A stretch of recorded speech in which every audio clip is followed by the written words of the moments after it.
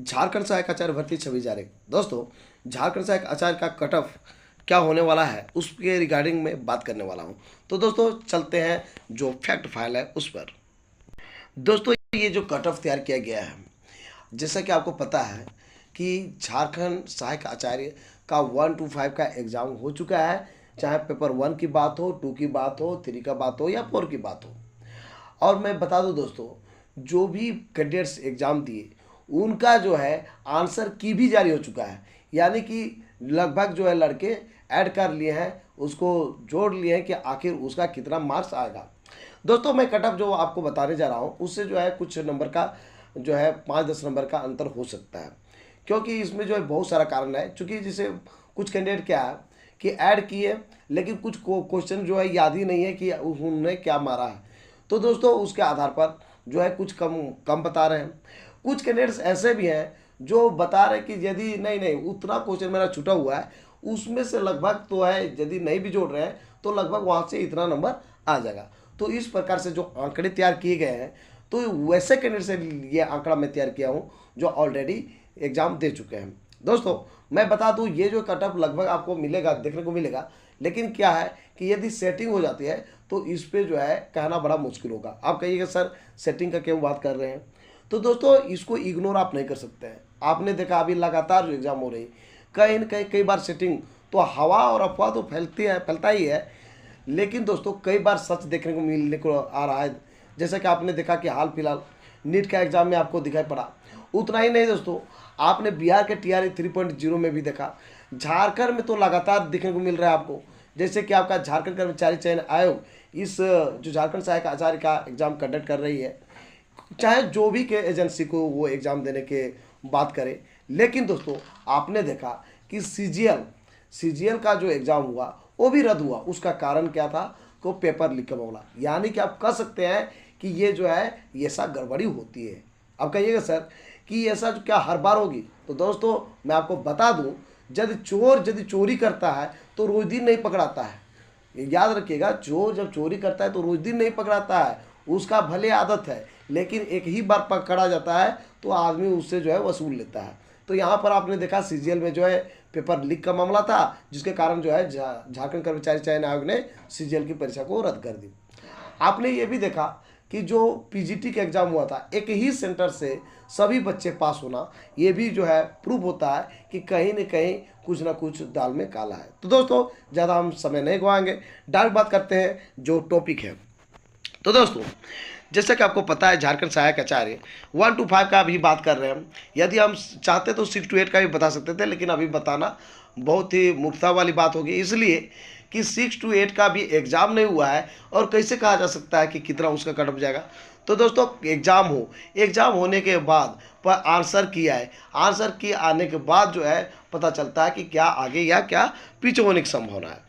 अब बात करते हैं दोस्तों, इसीलिए मैं आज जो कट ऑफ बताने जा रहा हूँ सिर्फ और सिर्फ जो है 1 to 5 का बताने जा रहा हूँ, क्योंकि अनुमान यहाँ पर ज़्यादा लगाना नहीं है। जब तक एग्ज़ाम नहीं हो जाता तब तक आप क्लियर नहीं कर सकते हैं। अब बात करते हैं दोस्तों, जिससे कि आपको पता है 1 to 5 में 11,000 पद है, 11,000 वैकेंसी आई हुई है। उसमें से कुल आवेदक जो है 31,769, मतलब जो है लगभग 32,000 जो है आवेदक हैं यहाँ पे जो कि आवेदन किए थे। पेपर 1 जो है मैं आपको बता दूं, पेपर 1 सभी के लिए क्वालिफाइंग है, चाहे जिस जाति के हो उसको 30% नंबर अंक लाना जरूरी है। यदि आप 30% अंक ले आते हैं तो ही आपका सेकेंड थर्ड पेपर जो है आपका ऐड होगा, यानी कि मेरिट लिस्ट बनेगा, जिसमें मेरिट बनेगा पेपर 2 और 3 से। वो जो है कॉपी तब चेक होगी जब आप पेपर 1 में क्वालिफाई करेंगे, यानी सभी को 30% लाना है। इससे आप समझ गए होंगे। अब बात रह गया पेपर 2 और पेपर 3। आप जानते हैं कि पेपर 2 जो है 100 मार्क्स का था और जो है 100 प्रश्न भी थे, मतलब हर एक प्रश्न में 1 नंबर का था। वही बात है पेपर 3 में 200 प्रश्न थे और सभी प्रश्न 1 नंबर के थे, इसलिए जो है 200 अंक के आपके पेपर 3 हुए। अब बात करते हैं दोस्तों दोनों मिला करके, पेपर 2 और पेपर 3 जो है दोनों मिला के 300 अंक के थे। इसी से आपका मेरिट लिस्ट बनने वाला है, यानी पेपर 1 से आपका मेरिट लिस्ट बनने वाला नहीं है। तो जो भी मैं बात करूंगा यही 300 नंबर पे बात करूंगा। इस 300 नंबर में आपको कितना लाना होगा। तो दोस्तों मैं आपको बता दूं, NIOS plus BEd plus without TET को शामिल करने के बाद, जैसे कि आपको पता है दोस्तों कि जो सुप्रीम कोर्ट है उसके अनुसार NIOS कैंडिडेट को नए शिक्षक भर्ती में शामिल नहीं किया जा सकता है। BEd के विषय में भी आप जानते हैं कि सुप्रीम कोर्ट का ऑर्डर है कि वो 1 to 5 के लिए एलिजिबल नहीं है। आप विदाउट टेट का बात करेंगे, वैसे भी कैंडिडेट हैं दोस्तों जो कि बिना टेट पास किए, चाहे तो चेटेट बात करो, सीटेट या बीटेट, किसी प्रकार का टेट नहीं है, सिर्फ वो क्या है अभी BEd कर रहा है या DLED कर रहा है, एक अनुभव प्राप्त करने के लिए उन्होंने एग्जाम दे दिया। या फिर कुछ ऐसे भी कैंडिडेट थे जो कि किसी प्रकार का BEd DLED कुछ नहीं किया, उसके बावजूद भी वो एग्जाम दिए। वो जानना चाह रहे थे टीचर का एग्जाम क्या होता है, चूँकि मात्र 100 रुपया लग रहा था। और सबसे बड़ी बात, जब झारखंड कर्मचारी चयन आयोग इसके लिए फॉर्म निकाला था तो कोई खास ब्यौरा वहाँ पर नहीं मांग रहा था, उसमें डॉक्यूमेंट वगैरह कुछ मांग नहीं रहा था, जिसके कारण जो है बहुत सारे कैंडिडेट भर दिए हैं। तो NIOS वाले भी लिख दिए एग्जाम, BEd वालों को भी मौका दिया गया है, उसके भी एग्जाम 11 तारीख को होने वाली है। और विदाउट टेट यानी कि जिसके पास किसी प्रकार का टेट का सर्टिफिकेट नहीं है, ये सबको यदि शामिल कर दें हम, यानी सबको मौका दे दे, बाय द वे ऐसा हो जाए संयोग कि सबको मौका दे दे, ठीक है, तो क्या होगा, तो उसका कटअप क्या जाएगा सुनिएगा। 300 नंबर पर हम बात कर रहे हैं पेपर 2 और 3 को मिला करके। जनरल कैटेगरी को यदि आप गैर पारा हैं, आपको पता है पारा टीचर और गैर पारा टीचर की बात है, गैर पारा है तो जनरल कैटेगरी को लाना होगा 240 नंबर, वहीं पारा को लाना होगा 200 नंबर। OBC 2 का बात करते हैं, यानी कि एनेक्सा 2 बात करते हैं, अत्यंत पिछड़ा वर्ग, तो उसको लाना होगा 230 यदि गैर पारा में है तो, और पारा को लाना होगा 190। बात करते हैं OBC 1 यानी कि अनुसूची 1 में जो आते हैं अत्यंत पिछड़ा वर्ग, उसको 225 अंक चाहिए गैर पारा है तो, यदि पारा शिक्षक है तो 185 में उनका काम बनने वाला है। SC ST की बात करेंगे तो गैर पारा को 180 अंक चाहिए, वहीं पर जो है पारा शिक्षक को चाहिए 145 अंक। दोस्तों इतना ही नहीं, आदिम जनजाति को जो है यदि गैर पारा है तो उनको चाहिए 150 नंबर, जबकि पारा टीचर है तो उनको चाहिए 130 नंबर। बात करते हैं कि यदि PWD फिजिकली हैंडीकैप्ड है दोस्तों, मतलब कि जो है निशक्त है, किसी प्रकार से फिजिकली हैंडीकैप्ड है, तो जो है उसको किसी प्रकार का प्रॉब्लम है, तो दोस्तों विकलांगता है 40% से ज़्यादा, तो उनको जो है यदि गैर पारा है तो 120 चाहिए, और पारा शिक्षक है तो उनको जो है 110 नंबर में ही काम चल जाएगी। तो दोस्तों आप समझ गए होंगे। अब बात करते हैं NIOS प्लस BEd को शामिल करने के बाद, यानी कि यहाँ पर यदि हटा दिया जाता है जिसके पास सर्टिफिकेट नहीं है, किसी प्रकार का टेट का सर्टिफिकेट नहीं है, तो उसको हटा दिया जाता है और शामिल किया जाता है किसको, NIOS प्लस BEd को। इसको यदि शामिल किया जाता है और किसको हटाया जाता है, तो यहाँ पर हट गया ये हट गया दोस्तों विदाउट टेट यदि हट जाता है, यानी टेट की जिसके पास सर्टिफिकेट नहीं है वो उसको यदि हटाते हैं और NIOS और BEd को शामिल करके हम रखते हैं, तो वैसी स्थिति में कटअप जो है कितनी जाने की संभावना है, तो देख सकते हैं दोस्तों, यदि जनरल है तो 230 गैर पारा के लिए, वहीं पारा के लिए 190, गैर पारा के लिए OBC 2 को चाहिए 220, वहीं पारा को चाहिए 180, OBC 1 को चाहिए 215, जबकि पारा को चाहिए 175, SC ST को चाहिए 170, जबकि पारा शिक्षक को चाहिए 135, आदिम जनजाति को चाहिए 140, जबकि पारा शिक्षक में आदिम जनजाति है तो चाहिए 120। PWD यानी कि विकलांगता जिनके पास है, विकलांग बच्चों के लिए 110 अंक लाना होगा गैर पारा को। वहीं पर पारा शिक्षक का बात करें तो विकलांग यदि हैं तो उनको लाना होगा 100 नंबर, तो उनकी सिलेक्शन होने की संभावना है फर्स्ट लिस्ट में।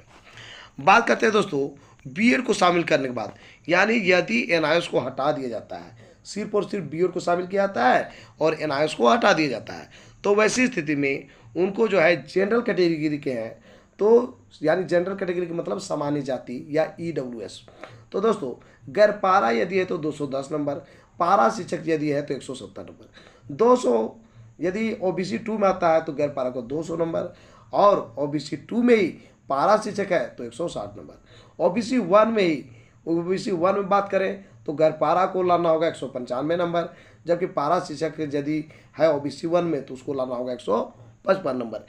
SC ST की बात करते हैं तो SC ST में गैर पारा यदि आप हैं तो 150 नंबर और पारा है तो 115 नंबर। बात करते हैं दोस्तों आदिम जनजाति का। आदिम जनजाति से आप हैं तो वैसी स्थिति में यदि आप गैर पारा जीतते हैं तो आपको 120 नंबर, जबकि पारा को 100 नंबर में ही काम निकल जाएगा। PWD यानी निःशक्त कैंडिडेट के लिए, यानी जो भी फिजिकली हैंडीकैप्ड है उनके लिए गैर पारा है तो 99 नंबर में काम बन जाएगा, जबकि पारा से जगह तो 95 में उनका काम बन जाएगा, यानी फर्स्ट लिस्ट में उनकी जो है संभावना है रिजल्ट आ जाएगी। अब बात करते हैं दोस्तों NIOS plus BEd plus without TET को हटाने के बाद यदि सबको हटा दिया जाए तो क्या होगा। यदि ये तो हो गया कि किसको किसको हटाने के बाद होता कौन शामिल है। अब बात रह गया कि यदि तीनों को हटा दिया जाए, रूल के अनुसार NIOS को भी हटा दिया जाए, BEd को भी हटा दिया जाए और टेट वगैरह सर्टिफिकेट नहीं है उसको भी हटा दिया जाए, तो जनरल कैटेगरी को कितना लाना होगा दोस्तों, आप देख सकते हैं 200 अंक। वहीं जनरल कैटेगरी में पारा शिक्षक है तो 160, कहने का मतलब है गैर पारा है तो आपको 200 और पारा है तो 160 लाना होगा। यदि NIOS को हटा दिया जाए, BEd को हटा दिया जाए और जो है किसको हटा दिया जाए दोस्तों, जो विदाउट टेट है, किसी प्रकार के टेट का सर्टिफिकेट नहीं है। तो OBC 2 में यदि आप हैं तो गैर पारा में तो 190 नंबर, जबकि पारा शिक्षक को 150 नंबर। OBC 1 का बात करते हैं तो गैर पारा का 185 नंबर, जबकि पारा शिक्षक को लाना होगा 145 नंबर। SC ST को लाना होगा गैर पारा के लिए 140, जबकि पारा के लिए 105। अब बात करते हैं आदिम जनजाति के लिए तो गैर पारा को लाना होगा 90 और पारा को भी 90 ही लाना होगा। PWD यह कहने का मतलब है फिजिकली हैंडीकैप्ड, निःशक्त बच्चे हैं, विकलांग बच्चे हैं, तो उनको जो है 90 में काम बन जाएगा, चाहे तो पारा हो या गैर पारा हो। तो ये जो स्थिति देख रहे हैं दोस्तों ये उसके लिए है, उसके लिए है दोस्तों जो ऑलरेडी क्या है, ऑलरेडी किसी प्रकार का जो है सर्टिफिकेट में कमी नहीं है, यानी कि यहाँ पर सब छट जाएगा, NIOS BEd और टेट छट जाएगा, तब ऐसा आपको दिखाने को मिलेगा। जैसा कि आप देख पा रहे हैं ऐसा नंबर में आपको काम बन जाएगा।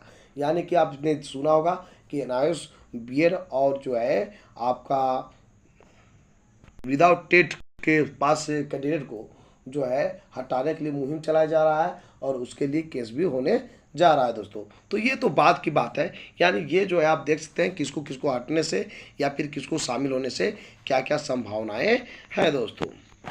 अब बात करते हैं दोस्तों कि यदि जैसा कि मैंने आपको पहले ही बता दिया, यदि दोस्तों सेटिंग हो जाए तो कहना बड़ा मुश्किल है, कहना बड़ा मुश्किल है, मतलब जनरल में भी 90% से कम नहीं जाएगा, OBC SC ST से भी 80 या 85 से कम जाने वाला नहीं है दोस्तों। आप तो समझ गए होंगे, चूँकि सेटिंग चलता ही है और चल रहा है, भले सरकार क्या कोशिश कर रही है उसको देखना होगा। दूसरी बात सरकार जो है इस पर गंभीर नहीं है, ये भी कह सोचने की बात है। यदि पकड़ा गया, सपोज कीजिए कि CGL में जो है सेटिंग हुआ, पकड़ा गया कि वो जो है और यही कारण से उसको रद्द कर दिया गया, तो उस पर देखा जाता है कि क्या कार्रवाई हुआ। अभी तक कोई खास जो है कार्रवाई देखने को नहीं मिल रहा है, नहीं तो ये सब का बात आता ही नहीं। यदि दोस्तों सेटिंग नहीं होती है तो बहुत सारे लोगों का भविष्य यहाँ पर बन जाएगा, जो दिन रात मेहनत कर रहे हैं और मार भात कर खा के वर्षों से मेहनत कर रहे हैं दोस्तों। तो दोस्तों कैसा लगा मेरा आज का वीडियो जरूर हमें बताएं इस वीडियो के कमेंट बॉक्स में। यदि ये वीडियो आपको अच्छा लगा दोस्तों तो इस वीडियो को कर दीजिए लाइक, चैनल को कर दीजिए सब्सक्राइब और ज़्यादा से ज़्यादा दोस्तों को इस वीडियो को कर दीजिए शेयर। तो दोस्तों फिर मिलते हैं एक नए और ऑथेंटिक वीडियो के साथ, तब तक के लिए हमें इजाज़त दीजिए, धन्यवाद।